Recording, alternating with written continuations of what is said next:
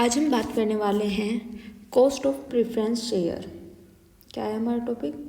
Cost of preference share. इससे पहले video में हमने देखा कॉस्ट ऑफ डिवेंचर और हमने देखा कि कॉस्ट कंप्यूट कैसे करते हैं, मतलब हमने इसके बेसिक समझे कॉस्ट ऑफ कैपिटल के, कि कॉस्ट ऑफ कैपिटल का मतलब क्या है। तो हमने कॉस्ट समझा था कि अगर हमें किसी भी कैपिटल की कॉस्ट ऑफ कैपिटल निकालनी हो तो वहाँ पे हम कॉस्ट ऑफ कंपनी को डिवाइड कर देते हैं जो नेट प्रोसीड होता है, मतलब जो नेट कंपनी को मिलता है, जो उस फंड को रेज करने में या उस फंड के बदले में कंपनी को देना पड़ रहा है वो तो हम ऊपर लेते हैं और उस अमाउंट को हम डिवाइड कर देते हैं जो कंपनी को मिली है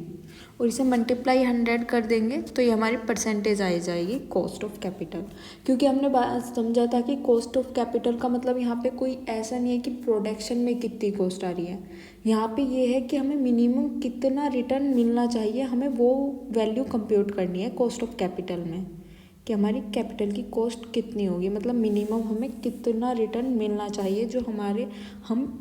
इस कैपिटल को इन्वेस्ट करें उससे। इसीलिए हम कंपनी को जो कॉस्ट देनी पड़ता है, मतलब जैसे हमें डिवेंचर पे इंटरेस्ट देना पड़ता है तो इंटरेस्ट की वैल्यू हम लेंगे और उसे डिवाइड कर देंगे जितना हमें मिल रहा है, तो वो उसका कितने परसेंट है जो हमें देना है, जो अमाउंट हम इन्वेस्ट कर रहे हैं उसका कितने परसेंट हमें देना है, हम वो निकाल लेंगे तो हमें वो मिनिमम वैल्यू मिल जाएगी कि जितना हमें वो फंड रेज किया है उसके बदले में देना है, कम से कम हम इन्वेस्टमेंट से इतना तो रिटर्न लें, ताकि हमें हेल्प हो कि अगर इससे कम रिटर्न मिल रहा है तो हमें वो इन्वेस्टमेंट नहीं करना है और अगर उससे एक्स्ट्रा मिल रहा है तो हम इन्वेस्टमेंट कर सकते हैं। तो एक इंडिकेटर, एक स्टैंडर्ड रेट प्रोवाइड होता है हमें कॉस्ट ऑफ कैपिटल के थ्रू। तो आज हम प्रेफरेंस शेयर की देखेंगे कि अगर हम प्रेफरेंस शेयर से कोई फंड रेज कर रहे हैं तो उसके हम मिनिमम रिटर्न कैसे निकाल पाएंगे कि इस पर मिनिमम कितना रिटर्न मिलना चाहिए। तो मैं पहले आपको इसके बारे में डिस्कस कर लेते हैं, आपका जो कॉस्ट ऑफ प्रेफरेंस शेयर है वो कैसे निकालेंगे। तो आपका दो तरह के प्रेफरेंस शेयर होते हैं, एक तो होते हैं इरिडीमेबल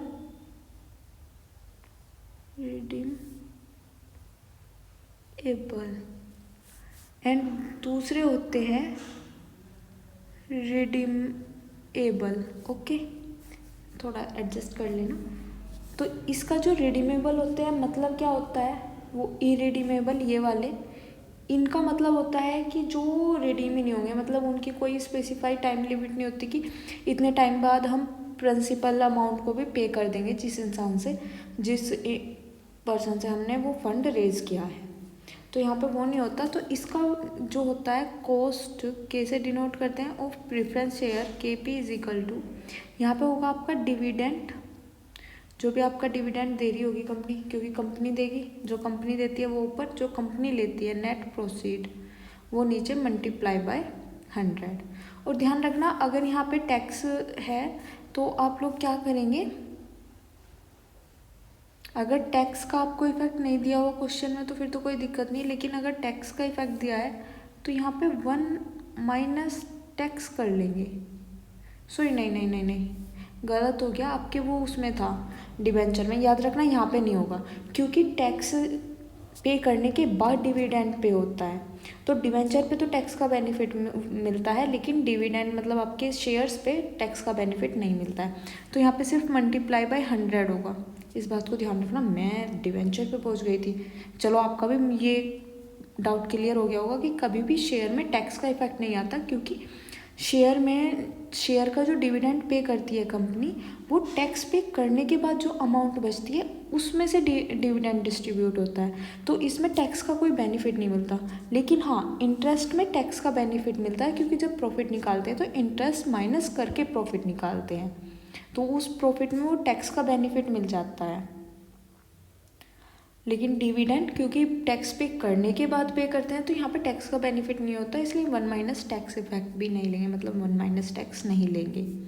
इसी तरह जो रिडीमेबल होते हैं वहाँ पे लाइफ टाइम का पता होता है, तो वहाँ पे क्या होगा आपका cost of preference share is equal to dividend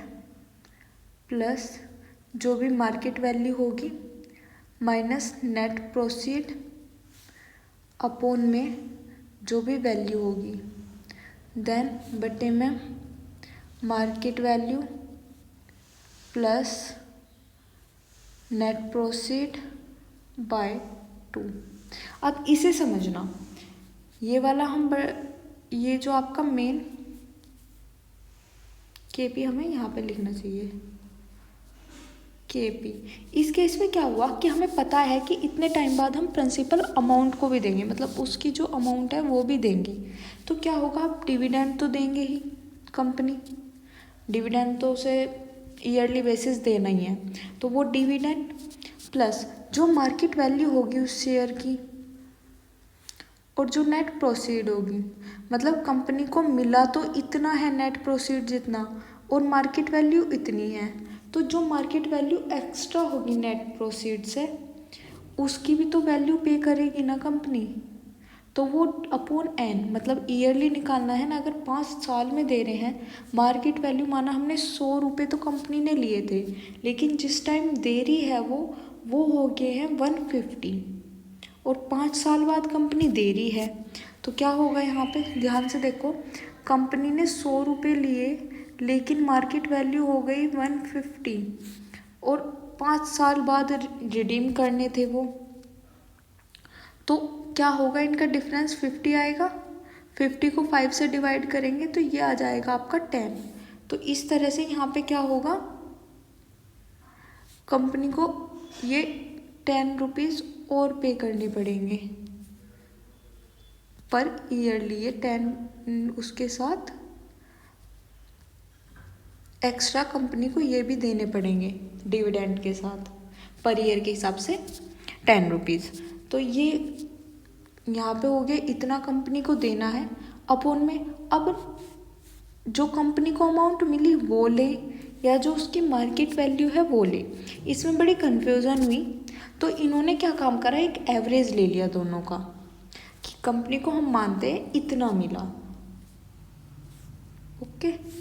कि कंपनी को इतना मिला, एवरेज मिला है और कंपनी को देना इतना है जो डिविडेंड है, और जो एक्स्ट्रा अमाउंट उस पर उसकी मार्केट वैल्यू जो बढ़ी है वो भी कंपनी को देनी है, तो ये देना है और ये कंपनी को मिला है एवरेज, तो ये लेते हैं, यहाँ पे हमारी कॉस्ट ऑफ प्रेफरेंस निकल जाती है। अब ये मैंने आपको फॉर्मूला बता दिया, अब इसके बारे में थोड़ा सा पढ़ लेते हैं क्या लिखा है। The cost of preference share is rate of return required by the preference shareholder to compete them for their investment, मतलब सॉरी कंपनसेट, उनको कंपनसेट करें उनके इन्वेस्टमेंट के लिए, वो require rate of return, okay, rate of return ये होगी ना, तो ये है आपकी प्रेफरेंस शेयर होता है। इसके बाद it is calculated as the dividend paid on preference share divide by the net issuance price, face value less flotation cost भी यहाँ पे बता दिया। अब ये जो लेस फ्लोटेशन कॉस्ट हुआ ना, ये ऐसे होता है, मतलब फेस वैल्यू हमने 1000 रुपये की शेयर इशू कर दिए preference share at the rate 10% उन पे डिविडेंड से,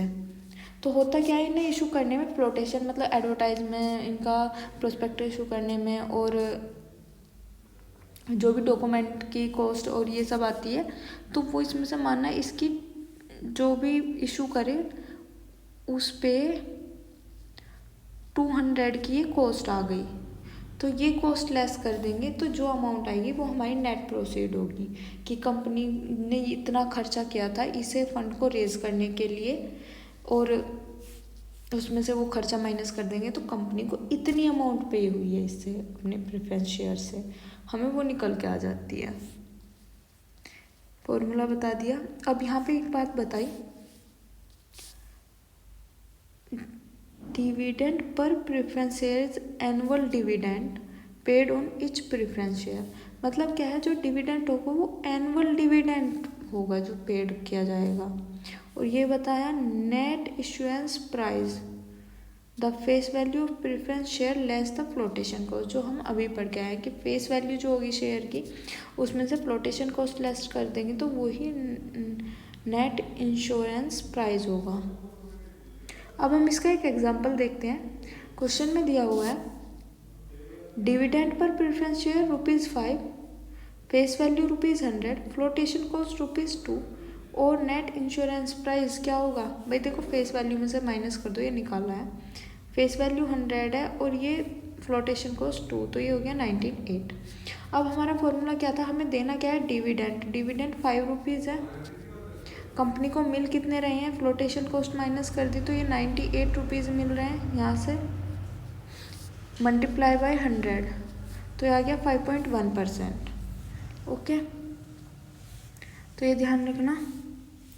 cost of preference share is fixed cost as preference dividend are typically fixed and do not fluctuate with earning. भाई डिविडेंड अर्निंग के थ्रू फ्लैक्चुएट नहीं होता, equity में होता है क्योंकि इक्विटी में कोई फिक्स्ड रेट नहीं होता, लेकिन प्रेफरेंस शेयर में ऐसा कुछ नहीं है। ओके, तो ये हमने आज प्रेफरेंस शेयर समझा। इससे पहले हमने देख लिया है अपने कि आपके जो ये न्यूमेरिकल्स देखे थे और इससे अलग हमने देखा था आपकी कॉस्ट ऑफ कैपिटल क्या होती है और इक्विटी हमारा क्या क्या हो गया। सॉरी इक्विटी नहीं हुआ, अभी इक्विटी नहीं हुआ है हमारा हो चुका है प्रेफरेंस हो गया और हमारा डिवेंचर हो गया। अभी आपका इक्विटी वाला टॉपिक और रिटेन अर्निंग वाला रह रहा है, इन्हें हम अपनी